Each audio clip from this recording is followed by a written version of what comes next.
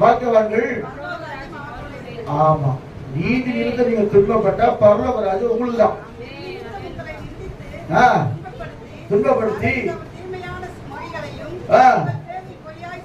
சொல்வார்கள், பாக்கியவான்களா இருப்பீர்கள். சந்தோஷப்பட்ட களி கூறுங்கள், பரலோகத்தில் உங்கள் பலன் மிகுதியா இருக்கும். அப்ப உங்க பாக்கியவான்களா கர்த்தர் தெரிந்து கொண்டா இந்த பாதையில் தான் போகணும்.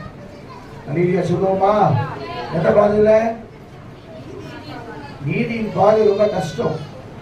அந்த பாதையில போகும்போது தான், ஆனா முடிவு மகிமையான கிரீடம் நமக்காய் காத்துக்கொண்டிருக்கு.